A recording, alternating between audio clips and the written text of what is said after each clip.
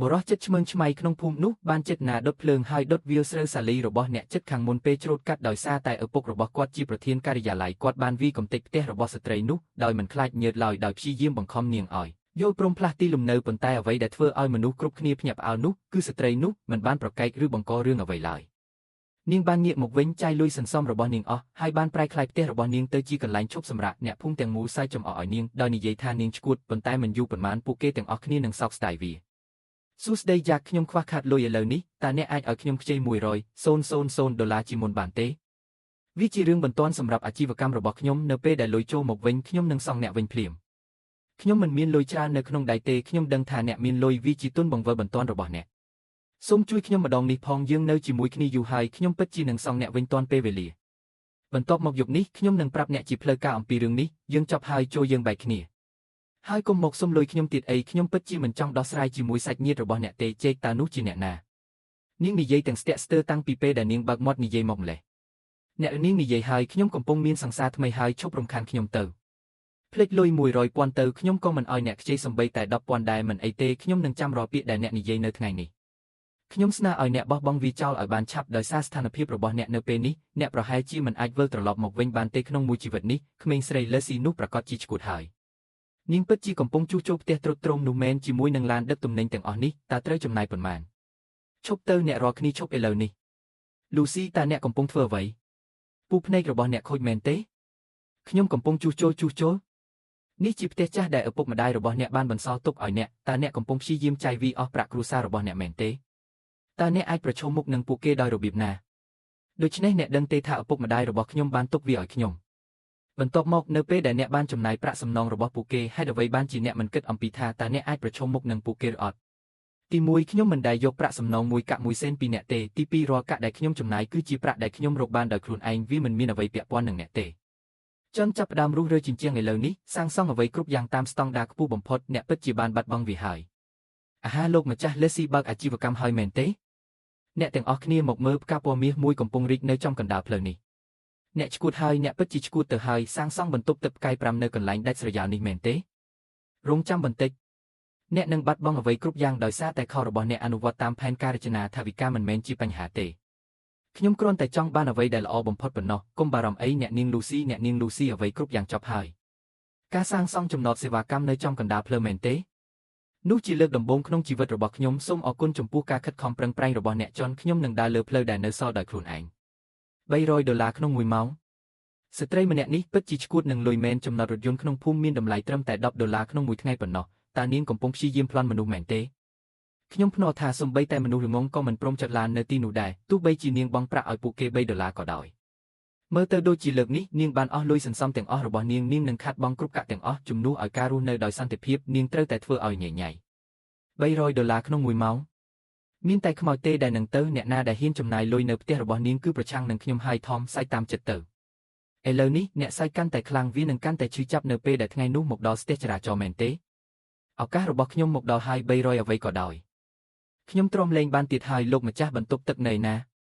ាបាត់ឆ្វេងហើយចុះទៅខាងក្រោមឲ្យអស់លោកម្ចាស់បន្ទប់ទឹកនេះគឺជាបន្ទប់ទឹកដ៏ប្រណីតបំផុតដែលខ្ញុំធ្លាប់បានឃើញនៅក្នុងប្រទេសនេះកៅអីបង្គន់ត្រូវបានកម្ដៅហើយវាហូរដោយស្វ័យប្រវត្តិគ្រាន់តែជាព័ត៌មានលម្អិតតូចមួយចំនួនប៉ុណ្ណោះលោកម្ចាស់តើអ្នកចង់ផឹកកាហ្វេមួយពែងទេវាទើបតែកិនថ្មីពិតណាស់អ្នកនាងខ្ញុំនឹងយកកាហ្វេកាពូឈីណូមួយកែវសូមរីករាយលោកសន្តែកល្អកិនថ្មីមិនមែនកិនភ្លាមទេដោយសារចរាចរណ៍កកស្ទះបែបនេះការអាចអង្គុយនៅទីនេះជាមួយម៉ាស៊ីនត្រជាក់និងកាហ្វេធ្វើឲ្យការចំណាយ$300នេះពិតជាមានតម្លៃណាស់អរគុណខ្ញុំរីករាយដែលខ្ញុំអាចជួយបានថ្លៃចតរថយន្តគឺ$300ក្នុង1ម៉ោងកាហ្វេគឺ68និងភីសាគឺ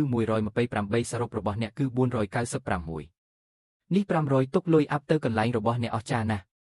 គ្រឿងបរិក្ខារនិងកាហ្វេគឺល្អឥតខ្ចោះ$300ក្នុង1ម៉ោងគឺសំនឹងវាអ្នកនាងខ្ញុំនឹងចែករំលែករឿងនេះនៅក្នុងក្រុមឡានរបស់ខ្ញុំដើម្បីឲ្យពួកគេអាចមើលឃើញវាដែរអរគុណលោកសូមជូនពរឲ្យធ្វើដំណើរដោយសុវត្ថិភាព$300ក្នុង1ម៉ោងហើយគាត់បានបង់ប្រាក់ហើយនៅតែនិយាយថាវាមានតម្លៃគំនិតរបស់ខ្ញុំត្រឹមត្រូវអូនសម្លាញ់ក្មេងស្រីលេស៊ីនោះហាក់ដូចជាបានធ្វើឲ្យអាជីវកម្មនេះដំណើរការទៅបានល្អឥឡូវនេះមនុស្សគ្រប់គ្នានៅក្នុងភូមិមើលមកនាងខុសគ្នាពិតមែនហើយការមើលនាងរកលុយបានច្រើនជារៀងរាល់ថ្ងៃធ្វើឲ្យខ្ញុំច្រណែននេះជាអ្វីដែលខ្ញុំគិតថ្ងៃស្អែកយើងនឹងទៅរកគាត់ដោយខ្លួនឯងហើយយកមីក្រូហ្វូនរបស់យើងទៅទីនោះដើម្បីគ្រប់គ្រងសៀវភៅរបស់គាត់លោកម្ចាស់ផ្ទះដែលខូចនោះពិតជាបានប្រែក្លាយទៅជាដើមឈើប្រាក់មែន$300ក្នុង1ម៉ោងតើពួកអ្នកមានទាំងនេះឈួតមែនទេ ពួកគេកំពុងតម្រង់ជួរដើម្បីគប់លុយនាងតើអ្នកឃើញអ្វីដែល Henry បានបង្ហោះនៅក្នុងក្រុមរថយន្តទៅកាន់កន្លែងនេះទេកាហ្វេនេះកិនថ្មីហើយបន្ទប់ទឹកស្អាតជាងសន្តាគារផ្កាយ5ទៅទៀតខ្ញុំបើកផ្លូវនេះឥឡូវនេះហើយខ្ញុំឈប់នៅទីនេះរាល់ពេល$300ថ្លៃណាស់ប៉ុន្តែវាមានតម្លៃសមរម្យចៅហ្វាយលេស៊ីតែខ្មៅទឹកក៏2ដបនិងសុទ្ធតែ2គ្រាប់ធម្មតាការសម្រាកនៅទីនេះពិតជាមានផាសុកភាពណាស់វាល្អជាងតំបន់សេវាកម្មដល់ទៅ100ដងអរគុណចុចសុទ្ធតែទើបតែធ្វើថ្មីថ្ងៃនេះសាកល្បងមើលពូអ្វីដែលនាំឲ្យពូមកដល់ទីនេះពូពិតជាបានបង្កើតអ្វីមួយសម្រាប់ខ្លួនឯងមែនទេពូបានធ្វើរឿងទាំងអស់នេះឲ្យកើតឡើងហើយមិនបានប្រាប់ក្រុមគ្រួសារផងពិតមែនហើយឥឡូវពូជាអ្នកមានហើយពូមិនអាចភ្លេចថាខ្លួនឯងមកពីណាឬអ្នកណាចិញ្ចឹមពូពេលពូនៅតូចបានទេមីងឲ្យប្រាក់សំណងរបស់ឪពុកម្ដាយខ្ញុំគួរតែគ្រប់គ្រាន់សម្រាប់ចំណាយលើអាហារមួយចំនួននោះមែនទេគុំនិយាយរឿងអតីតកាលអីថ្ងៃនេះយើងមកទីនេះដើម្បីពិភាក្សារឿងធ្ងន់ធ្ងរមួយសូមឲ្យបងប្អូនជីដូនមួយរបស់អ្នកឈ្មោះម៉ៃកមកជួយគ្រប់គ្រងសៀវភៅចំពោះប្រាក់ចំណូលវិញអ្នកយកចំណែកធំជាងហើយយើងយក40ជាមូលនិធិគ្រួសារម៉ៃកគឺជាបងប្អូនជីដូនមួយពិតរបស់អ្នកហើយគាត់បានសិក្សាផ្នែកកណេគ្រួសារពិតជាគួរឲ្យទុកចិត្តជាងអ្នកខាងក្រៅយើងកំពុងជួយគ្រប់គ្រងអ្នកនិងការពីអាជីវកម្មគ្រួសារការផ្ដល់ឲ្យអ្នក60គឺដូចជាការបង្ហាញការគោរពដល់អ្នករួចទៅហើយប្រសិនបើវាជាអ្នកដទៃយើងមិនខ្វល់ទេលូស៊ីខ្ញុំត្រឡប់មកវិញហើយខ្ញុំតែងតែដឹងថាអ្នកមានសមត្ថភាពខ្ញុំខ្វាក់ភ្នែកនៅពេលនោះតើអ្នកអាចអត់ទោសឲ្យខ្ញុំបានទេចូលយើងចាប់ផ្ដើមឡើងវិញគួរឲ្យចាប់អារម្មណ៍សាច់ញាតិលោភលន់សត្រូវលាក់កំបាំងនិងអតីតគូស្នេហ៍คล้ายថ្ងៃនេះអ្នករាល់គ្នាបានបង្ហាញខ្លួនលោកម្ចាស់លេស៊ីអ្វីនៅទីនេះពិតជារស់រវើកណាស់នាពេលថ្មីនេះសុភាពបុរសរូបនេះបានមកទីនេះជាពិសេសគាត់មានរឿងមួយចំនួនដែលត្រូវពិភាក្សាជាមួយអ្នកគាត់បានរៀបរាប់រឿងនេះមកខ្ញុំពី3ដងមុនដោយនិយាយថាមានបញ្ហាមួយចំនួនដែលគាត់ត្រូវពិនិត្យជាមួយភាគីរបស់អ្នកតើមាននរណាម្នាក់និយាយអ្វីមួយទៅកាន់អ្នកទេតើនេះនិយាយអំពីអ្វីឲ្យប្រាកដរឿងខ្លះមិនមែនសម្រាប់អ្នកសួរទេប្រសិនបើពិតជាមានអ្វីមួយមិនអនុលោមតាមច្បាប់នៅទីនេះមែនយើងនឹងត្រូវបិទទ្វារជាបណ្ដោះអាសន្ននេះជាឯកសារទាំងអស់ច្រកចូលនិងច្រកចេញរបស់ខ្ញុំគឺអនុលោមតាមច្បាប់ទាំងស្រុងលិខិតអនុញ្ញាតមានសុពលភាពហើយខ្ញុំមិនបើកបរលើកន្លងផ្លូវណាមួយឡើយខ្ញុំសង្ស័យថាមនុស្សម្នាក់នេះមកទីនេះម្ដងហើយម្ដងទៀតដើម្បីបង្កបញ្ហាខ្ញុំចង់ឲ្យគាត់រងចាំមួយផ្លេតដើម្បីយើងអាចដោះស្រាយរឿងទល់មុខគ្នាសម្រាប់អ្នកដែលកំពុងមើលការផ្សាយផ្ទាល់ទាំងអស់គ្នាសួស្ដីខ្ញុំឈ្មោះ Leslie ថ្ងៃនេះខ្ញុំនឹងបង្ហាញអ្នកពីមុខមាត់ពិតរបស់គ្រួសារពួកខ្ញុំតើអ្នកកំពុងនិយាយរឿងមិនសមហេតុផលអ្វី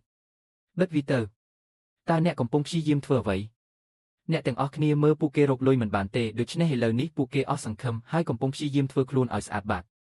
លូស៊ីមនុស្សទាំងនោះគួរឲ្យស្អប់ខ្ពើមណាស់ថ្លៃចលាន$300អាចបង់ជាសាច់ប្រាក់ឬស្កេនក៏បានលូស៊ីខ្ញុំទើបតែឃើញ David ចាក់ចេញតើអ្វីគ្រប់យ៉ាងមិនអីទេវាមិនអីទេខ្ញុំបានបង្ហាញឯកសារទាំងអស់ដល់ពួកគេបុរសម្នាក់នេះគ្មានអ្វីទេគ្រាន់តែជាមនុស្សម្នាក់ដែលដើរចូលទ្វារខុសប៉ុណ្ណោះអ្វីលូស៊ីខ្ញុំជាមិត្តប្រុសរបស់អ្នកខ្ញុំបានសម្រេចចិត្តថាខ្ញុំមិនបែកគ្នាជាមួយអ្នកទេខ្ញុំសន្យាថាចាប់ពីពេលនេះទៅអ្នកនឹងក្លាយជាមនុស្សតែម្នាក់គត់ជែកយើងបែកគ្នាហើយខ្ញុំមានជីវិតថ្មីហើយសូមចាក់ចេញទៅខ្ញុំមាននរណាម្នាក់រួចហើយនេះជាមិត្តប្រុសរបស់ខ្ញុំសួស្ដីខ្ញុំឈ្មោះពីតខ្ញុំជាមិត្តប្រុសរបស់លេស៊ីអ្នកក៏ដូចគ្នាដែរសុំទោសខ្ញុំទើបតែប្រើអ្នកឥឡូវនេះវាគ្រាន់តែជារឿងកំ pl ែងមួយប៉ុណ្ណោះខ្ញុំរីករាយណាស់លូស៊ីខ្ញុំរីករាយជាងនេះទៅទៀតប្រសិនបើបានធ្វើជាមិត្តប្រុសរបស់អ្នកDavid ពិតជាមិនទុកឲ្យរឿងនេះកន្លងផុតទៅឡើយប្រសិនបើគាត់មិនអាចធ្វើវាដោយបើកចំហបានទេគាត់នឹងមកតាមខ្ញុំក្នុងទីងឹតខ្ញុំត្រូវកត់ត្រារាល់ចលនាតូចនៅទីនេះសូម្បីតែសត្វរុយដែលហាស្លាប់របស់វាក៏ដោយសួស្ដីលោកម្ចាស់សូមយកស្រាល្អនិងអាហារល្អមកឲ្យយើងផងសូមអភ័យទោសយើងគ្រាន់តែបម្រើអាហារស្រាលនិងកាហ្វេនៅទីនេះហើយយើងហៀបនឹងបិទទ្វារហើយលោកកំពុងមើលងាយយើងមែនទេថ្ងៃនេះខ្ញុំកំពុងញ៉ាំអាហារនៅទីនេះយករបស់ថ្លៃបំផុតដែលអ្នកមានមកលោកម្ចាស់ទាំងអស់គ្នាសូមរីករាយអូព្រះជាម្ចាស់ឲ្យកម្រាលអត់របស់អ្នកក៏អើពេកហើយខ្ញុំដួលហើយឈឺខ្នងបងប្រាក់ទៅតើអ្នកដំណើរការអាជីវកម្មដោយរបៀបណាតើអ្នកអាចមានលទ្ធភាពទទួលខុសត្រូវប្រសិនបើមានអ្វីមួយកើតឡើងប្រសិនបើអ្នកមិនបង់ប្រាក់ឲ្យយើងយ៉ាងហោចណាស់$100,000នៅថ្ងៃនេះទេរឿងនេះមិនទាន់ចប់ទេឈប់សម្ដែងហើយឬនៅឆ្កែដែល David បានបញ្ជូនមកគឺឆ្លាតតែប៉ុណ្្នឹងទេមិនអីទេខ្ញុំអាចបង់ប្រាក់ឲ្យអ្នកបានប៉ុន្តែមុនពេលខ្ញុំធ្វើខ្ញុំចង់ឲ្យអ្នកឃើញអ្វីមួយជាមុនសិនការសម្ដែងរបស់អ្នកមិនល្អដូចតារាសម្ដែងលំដាប់ទី3ទេអ្នកថែមទាំងបានរកឃើញរឿងទាំងអស់នេះមែនទេខ្ញុំលូស៊ីមិនងាយនឹងត្រូវគេធ្វើបាបទេបើខ្ញុំប្រគល់រឿងនេះទៅឲ្យពួកគេតើអ្នកគិតថាអ្នកនឹងទទួលបានប៉ុន្មានឆ្នាំពួកចោរតូចត្រូវបានសម្អាតឥឡូវនេះដល់ពេលសម្រាប់ចៅហ្វាយពិតប្រាកដហើយ David ពេលវេលារបស់អ្នកអស់ហើយភាគហ៊ុនបានឈានដល់ដែនកំណត់ធ្លាក់ចុះពួកអ្នកល្ងងឥតប្រយោជន៍ឲ្យបណ្ដេញ David ចេញភ្លាមទៅអង្គរំចាស់អាជីវកម្មស្រីនោះឲ្យកប់រឿងនេះចោលទៅមិនថាមានរឿងអ្វីកើតឡើងក៏ដោយអ្នកនាង Lucy នេះជាសំណងរបស់ក្រុមហ៊ុនសម្រាប់ភាពតានតឹងផ្លូវចិត្ត